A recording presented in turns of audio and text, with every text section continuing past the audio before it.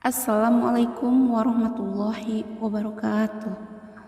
Alhamdulillahirabbil alamin. Wassalatu wassalamu ala Rasulillah sallallahu alaihi wasallam. Alhamdulillah, puji syukur kepada Allah Subhanahu wa taala yang masih memberikan kita nafas sampai hari ini. Shalawat dan salam semoga dilimpahkan kepada junjungan kita, yaitu Nabi besar Nabi Muhammad sallallahu alaihi wasallam. Alhamdulillah, kita masih diberikan kesempatan bertemu lagi di bulan Ramadan ini, dan mudah-mudahan kita bisa mempergunakannya dengan sebaik-baiknya untuk beribadah, untuk mendekatkan diri kepada Allah, dan mudah-mudahan kita semua selalu ada dalam lindungan Allah, diberikan umur yang panjang, sehat jasmani dan rohani, dan diberikan rezeki yang melimpah, diberikan ketetapan dan kenikmatan iman dan Islam, serta ihsan kita kepada Allah, dimudahkan segala urusan dan diberikan keberkahan hidup. Amin, amin, Allahumma amin. Sahabat muslim semua, di kesempatan kali ini saya mau membahas tentang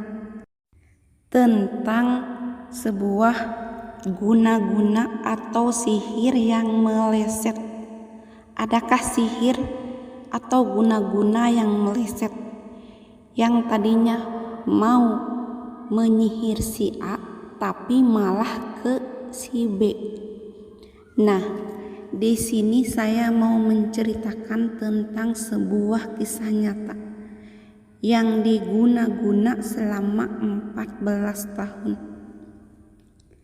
Sihir yang tadinya ditujukan ke suaminya malah kena ke istrinya.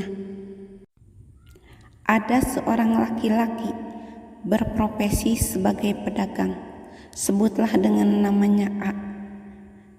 Namun laki-laki itu seorang pendatang di kota itu.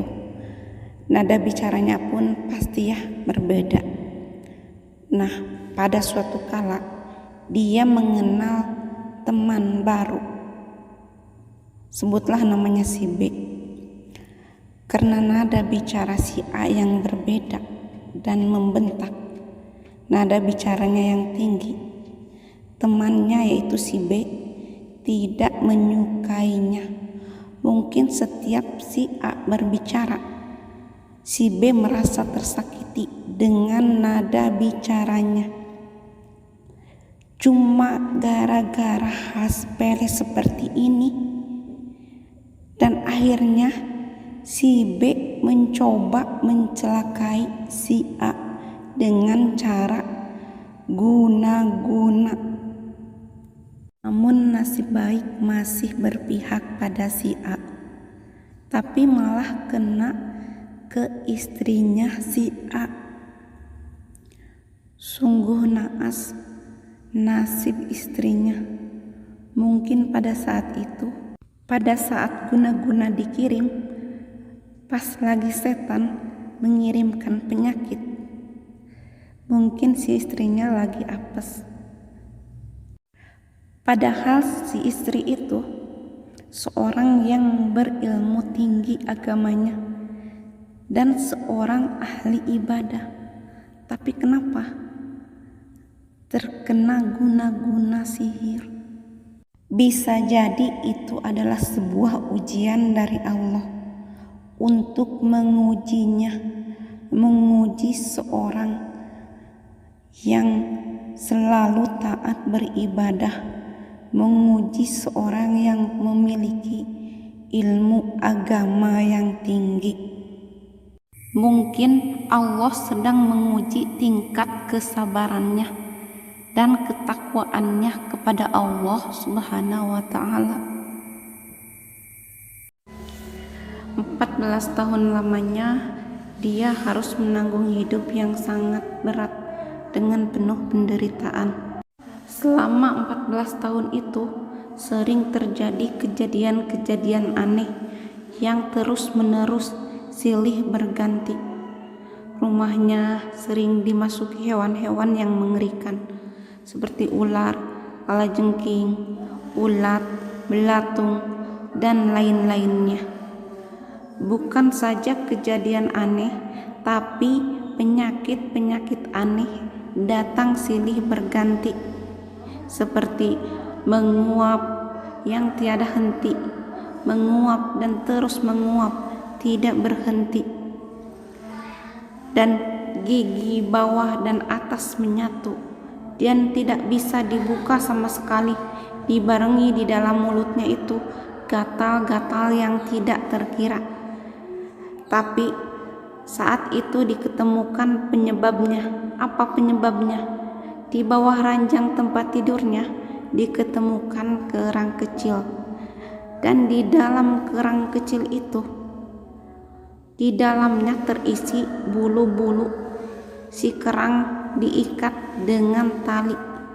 Nah, itulah kenapa gigi bawah dan atas menyatu dan tidak bisa dibuka, dan di dalam mulutnya terasa gatal-gatal. Cuma itu penyebabnya. Kerang yang diisi bulu-bulu yang dikirimkan oleh syaitan. Syaitan emang gak ada akhlak. Bukan cuma itu aja, ada yang lebih parah lagi. Seluruh tubuhnya membusuk seperti borokan, seperti luka bakar yang sangat parah. Dan luka itu sembuh, tumbuh baru lagi, sembuh, tumbuh baru lagi.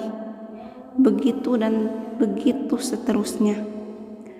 Kalau si luka itu sudah kering, dicopotin kayak keripik dari jemuran. Astagfirullahaladzim. Kalau mengingat itu kayaknya ngeri, karena saya sendiri melihatnya.